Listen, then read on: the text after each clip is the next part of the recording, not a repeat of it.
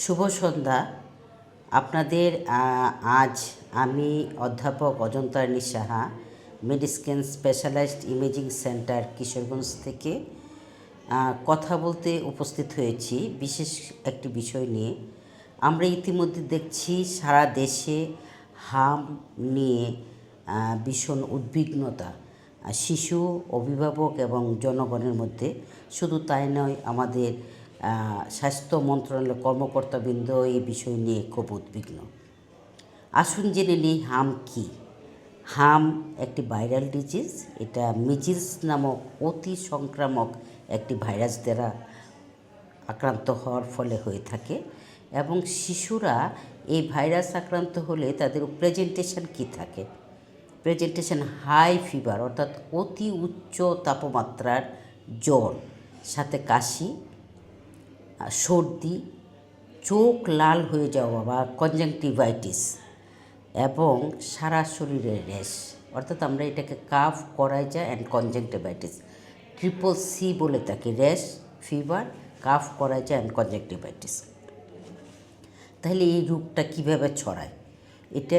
এটা সংক্রমণ সাধারণত পানিবাহিত এবং বায়ুবাহিত, বাতাসের মাধ্যমে শ্বাস প্রশ্বাসের নালীতে ঢুকে যায় এবং শ্বাসনালীর মিউকাস মেমব্রেনকে সে ক্ষতিগ্রস্ত করে। ফলে শিশুর রোগ প্রতিরোধ ক্ষমতা কমে যায় এবং এই প্রতিরোধ ক্ষমতা কমে যাওয়ার জন্য শিশুর যেটা হয় যে সুপারেটেড সেকেন্ডারি ব্যাকটেরিয়াল ইনফেকশন হয়ে থাকে। কেন তাহলে এই ভাইরাস জ্বর নিয়ে আমরা এত উদ্বিগ্ন হয়ে যাচ্ছি? এর জটিলতায় যেটা হতে পারে যে নিউমোনিয়া, মারাত্মক ডায়রিয়া, ভিটামিন এ ডেফিসিয়েন্সি এবং ফলোড বাই মৃত্যু, এবং মৃত্যুর পর্যন্ত হয়ে যেতে পারে। সেই জন্যই আসলে আমরা এই বিষয়টি নিয়ে এত উদ্বিগ্ন হয়ে যাচ্ছে এবং আমরা দেখছি যে সারা দেশে এই রোগে বা হামে অনেক শিশুর মৃত্যু হয়েছে। তাহলে চোখের যে মারাত্মক ক্ষতিটা হয়, যে চোখে তাদের কনজাংটিভাইটিস হয়ে গিয়ে ভিটামিন এর অভাবে অন্ধত্ব, ইভেন অন্ধ হয়ে যেতে পারে, কান পাকা, মেনিনজাইটিস, মস্তিষ্কেও ইনফ্লামেশন বা প্রদাহ ছড়িয়ে পড়তে পারে। তাইলে আমরা এই রোগের যে কীভাবে প্রতিরোধ করতে পারি? প্রতিরোধ করা হয় সাধারণত মিজেলস ভ্যাকসিন দিয়ে।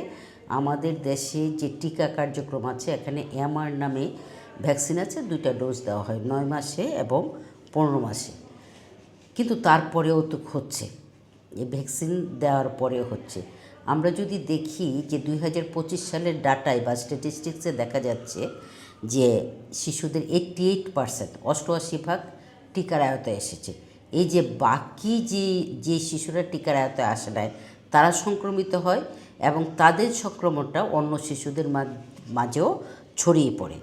তাহলে অভিভাবকরা আপনারা কি করবেন? যদি কোনো শিশুর অনেক বেশি জ্বর, গায়ে র্যাশ, কনজাংটিভাইটিস, কাশি এবং চোখে প্রদাহ হয়, আপনারা সাথে সাথে একজন চিকিৎসকের শরণাপন্ন হবেন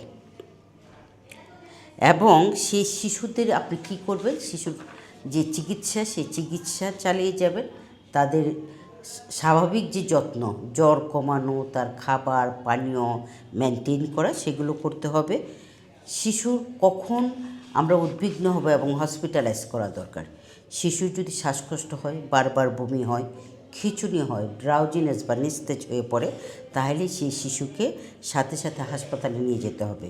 এবং শিশুর মুখের ভিতরেও কিন্তু ঘা হতে পারে এবং এই যে মুখে ঘা বা চোখের যে সমস্যা, সেটার অন্যান্য চিকিৎসার পাশাপাশি ভিটামিন এ এর অবদান অনেক বেশি। এবং চোখে যদি ঘোলা হয়ে যায়, কনজাংটিভাইটিসের পরের স্টেপে চলে যায়, তাহলে 3টা ডোজের vitamin, high potency vitamin A capsule দিতে হবে।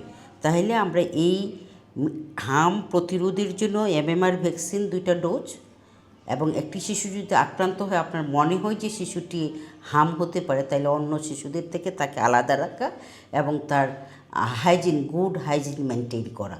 এভাবে যদি আমরা কাজ করি, তাহলে দেখা যাবে যে এই শিশুদের আক্রান্ত হওয়ার সম্ভাবনা কম থাকবে একটি শিশু থেকে অন্য শিশু, এবং যে মারাত্মক ঝুঁকি, যেটা মৃত্যুর দিকে চলে যেতে পারে, সেখান থেকে আমরা প্রতিহত করতে পারবো।